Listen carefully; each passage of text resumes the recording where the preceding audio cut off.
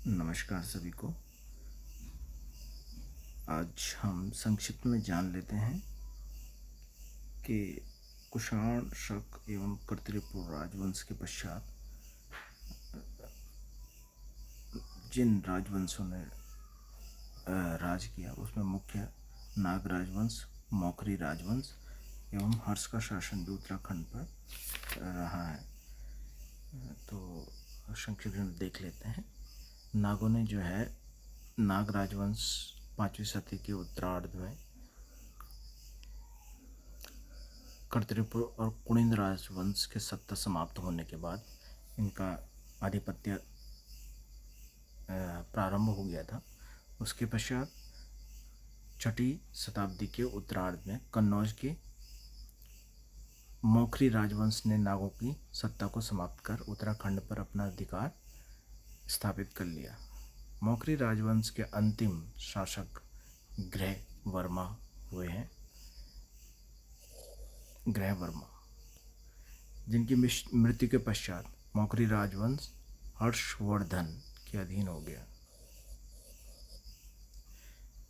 बाणभट्ट द्वारा रचित हर्षचरित्र में हर्षवर्धन के समय में उत्तराखंड राज्य में भ्रमण के लिए आने वाले लोगों का वर्णन मिलता है। हर्षकालीन चीनी यात्री हेनसांग, जिन्होंने सी यू की नामक पुस्तक की रचना करी थी, उनका, और वो एक बौद्ध धर्म के अनुयायी थे,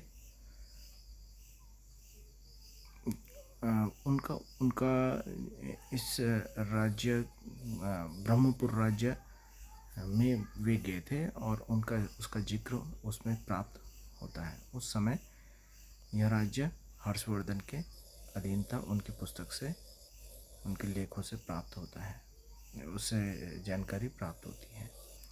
हर्षवर्धन की मृत्यु के पश्चात संपूर्ण उत्तराखंड में अराजकता की स्थिति उत्पन्न हो गई और जिसकी समाप्ति 700 ईस्वी में कार्तिकेयपुर राजवंश की स्थापना के साथ हुई। कार्तिकेयपुर राजवंश ने 700 ईस्वी से और 1030 ईस्वी के मध्य इस राजवंश के 3 वंशों या परिवारों ने उत्तराखंड पर राज किया। बागेश्वर से प्राप्त लेख के अनुसार राजा बसंत देव प्रथम वंश के प्रथम शासक थे। राजा बसंत देव ने परम भट्टारक महाराजाधिराज परमेश्वर की उपाधि धारण की। ये एग्जाम पॉइंट ऑफ व्यू से इम्पोर्टेंट है। महाराजाधिराज परमेश्वर की उपाधि धारण की थी। 750 ईस्वी से 1050 ईस्वी में कार्तिकेयपुर राजवंश की राजधानी जोशीमठ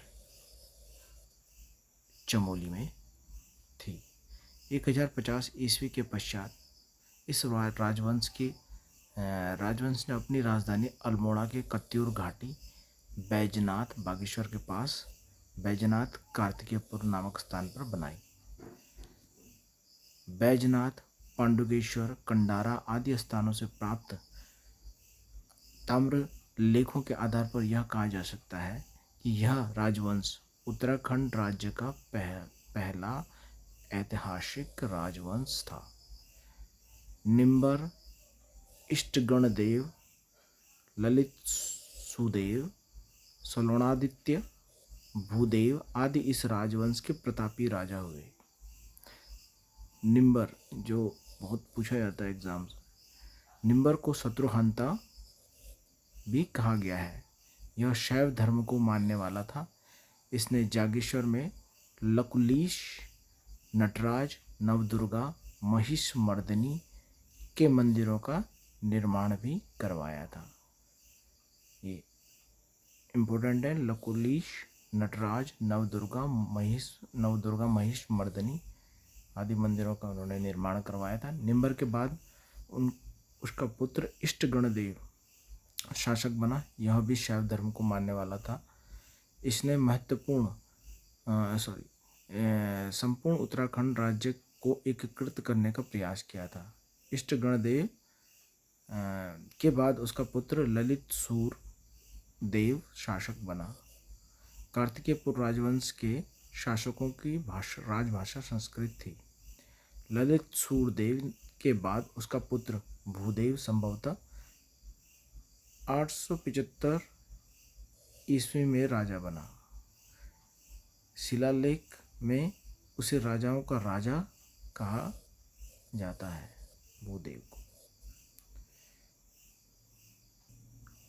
वास्तु और मूर्तिकला के क्षेत्र में उत्तराखंड का यह स्वर्णकाल कहा जाता है और कार्तिकेयपुर राजाओं के जो देवता थे वो कार्तिकेय थे।